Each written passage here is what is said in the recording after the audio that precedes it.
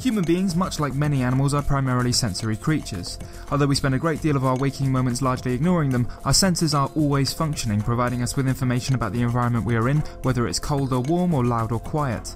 It's impossible to turn them off, and as such, even when their influence evades the notice of the conscious mind, they must still exert effects upon our thoughts and feelings. Here I present a creative writing workshop which asks groups of individuals to respond to short creative provocations and then reflect on their responses by answering a short survey. Now, this is not a scientific test of which types of environments foster creativity the most effectively. The purpose of the workshop is to allow people to reflect upon how their surroundings change what they create, in order that they can work out which kinds of environments and environmental stimulus they prefer to experience while engaged in creative activity. In order to do this, I invited a number of people from a wide variety of backgrounds and subject disciplines to participate in the task. These people were split into groups 1 and 2.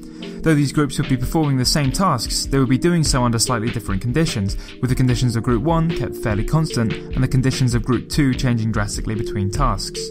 In Group 1 we have my friends George, Jordan and Grace, and in Group 2 we have Kieran, Lydia and Georgia. While all the participants were students, they came from vastly different disciplines, from degrees in hard sciences to catering qualifications. Incidentally, the participants were asked to self-assess their own creativity levels on a scale between 1 and 10, which varied widely between them but appeared to show little to no correlation with their disciplines. Great. Look at them. What a fantastically diverse group of people. They should create some interesting stuff, but what exactly will they be creating? Well, each member of the group will be asked to create responses to 5 different provocations that deal with varying aspects of the imagination. These range from continuing a short story to creating short pieces of poetry. After each exercise, the group members will fill in a short survey to rank the perceived creativity of what they created, as well as how they feel about their process moving towards its completion, and whether they felt the environment affected their work. Group 1 completed all the tasks in my living room without a great deal of environmental stimulus to distract or inspire them, other than the occasional talking of myself or the other members. Group 2, however, was moved between locations for most of the pieces, experiencing different sensory stimulus for each. Which brings me to the first provocation. You look down beside you and see a book. It isn't yours and you hadn't noticed it until this moment. For some reason you pick it up and begin to flick through it. Write what happens next. This may be as outlandish or as mundane as you like. You may want to consider whose book it is, what the book contains, what the book looks and feels like. You do not have to base the story in your current location, and it can be based in first or third person. This is a fairly straightforward fiction-based task, simply asking the participant to creatively describe an object. The experience of the two groups was largely identical. Both of them did it in my living room. The first task served as an instructional piece to make sure everyone knew what they were doing, because as reported by Csikszentmihalyi, creative flow can only be achieved when there is no worry of failure. It also gave something of a neutral reference point for Group 2 to compare the other locations with. Perhaps unsurprisingly, all the participants identified that they found it hard to focus at first, with one even mentioning another participant by name who was distracting him. I think this was because of a general feeling of needing to fill the silence that occurred while writing. While studies have shown that levels of ambient human background noise are beneficial to creativity, the effect of having 1 or 2 people talking around workers appears to be largely distracting. Interestingly, very few of the participants stated that they took inspiration from their environment, with many saying that they based their works outside my home. This was ranked by most people as being one of the easiest of the tasks, probably due to it being fairly mundane in nature. The door slams in the hallway. Upon investigation, there doesn't appear to be anyone outside. However, a fish is found flopping on the doorstep. Why has this happened? Can you explain this odd occurrence? You can answer this in any way you wish. It doesn't have to be a whole story, it can be bullet points, a plan, or even a poem. This exercise was the first one for which each group was subjected to different stimuli.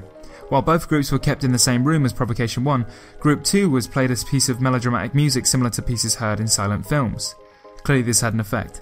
The pieces created by the participants in Group 2 were uniformly slapstick in nature, whereas those from Group 1 ranged from logical interpretations of how this may have actually happened to frankly depressing stories about an alcoholic goldfish. This may be due to some kind of expectation that I wanted a silent film type story, but as I was fairly keen to point out that the participants could do anything that they wanted, I'm inclined to believe the music just acted as an initial stimulus to lead with. Participants in Group 2 also rated the creativity levels of their stories higher and rated the task easier than those in Group 1, in keeping with research that suggests lyricless music has a positive effect on the quality of work produced from creative tasks. Group 2's participants also noted that the music filled the silence between members of the group, meaning they felt less of a need to talk about the task. While there was still some distraction reported in Group 1, it was much less prominent now than for the first task, likely because they were now more familiar with what they were doing and feeling slightly less awkward about the silence.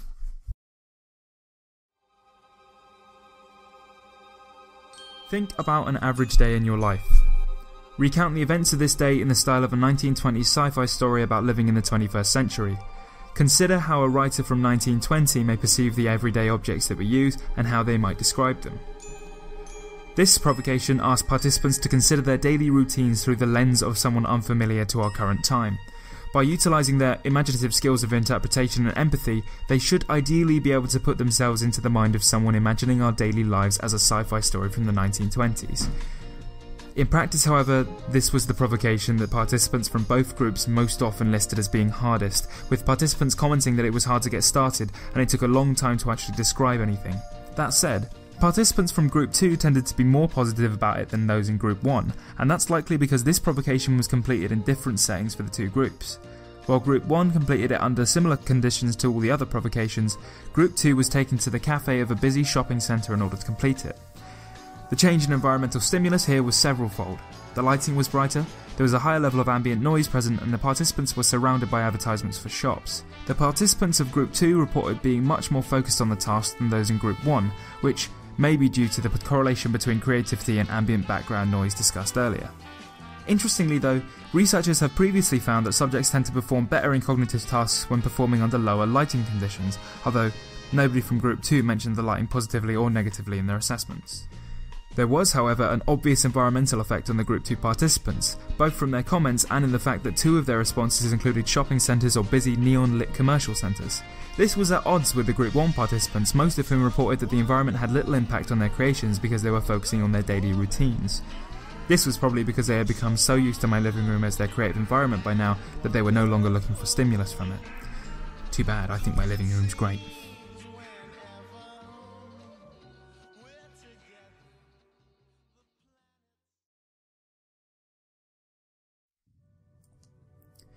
It is the year 2055. Human diplomacy has advanced to a point at which all war has been abolished. Now, instead of wars, countries use rap battles in order to solve diplomatic disputes. Write a battle between the heads of state of two enemy countries. Particular highlights from this section were rap battles between Scotland and Ghana, Zombie Obama and Kim Jong-un, Kim Jong-un's successor obviously, and Robo Richard Nixon versus Robot Mahatma Gandhi. Now, my intention for setting this provocation wasn't just to cause controversy or inject levity into the workshop, but also to exercise the participants' sense of their sociological imagination. Imagining what the world's conflict may look like in 40 years appears to be a surprisingly effective tool for gauging not only how the participants see the future panning out, but also what they see as the most important issues or threats of a time.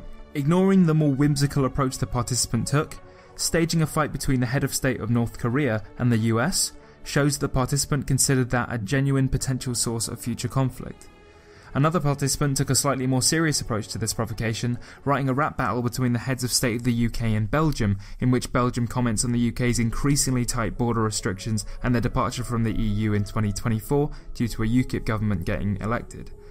I myself was actually surprised how much some of the responses to this provocation reflected contemporary politics. Now, this was the first provocation that was completed outside by Group 2. Specifically, it was on a cliff top at about 4 o'clock in the middle of winter. I had considered that it might be a bit cold and dark, but this was in fact a very, very cold day. Everyone in the group commented on the fact that it was cold. In fact, cold is very much damaging to productivity, with researchers finding that workers make about 44% more mistakes when exposed to temperatures below 20 degrees C, as opposed to an optimal temperature of 25 degrees C. Because of this, participants from Group 2 mostly only created notes for this provocation and Provocation 5. As mentioned earlier, lower amounts of light tend to be beneficial to creativity, but not when it interferes with the vision of the participant, which it did start to towards the end here as it got dark. The rationale for doing it by the sea was twofold. Firstly, as stated by Csikszentmihalyi, it's been found that when creative people are in beautiful settings, they are more likely to find new connections among ideas, but also because the white noise sound that is generated by the sea has been found to improve the results of cognitive tasks. One of the Group 2 participants did comment on the fact that the sea influenced her poem, which implies that it did have an effect. It's just unfortunate that she couldn't write much because her hands were so cold. Luckily, no one got frostbite though, so.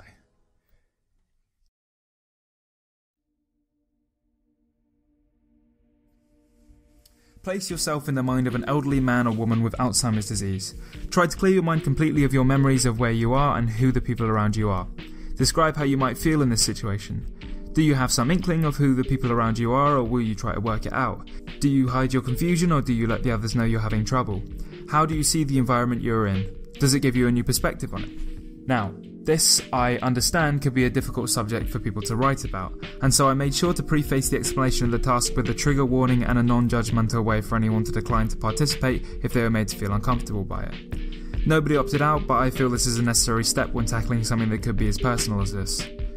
The provocation plays with the participants' sense of wonder and curiosity of the world around them, asking them to attempt to see the world without the context they are currently overlaying on it, as children do in the early stages of their lives, and detail their reactions to that view.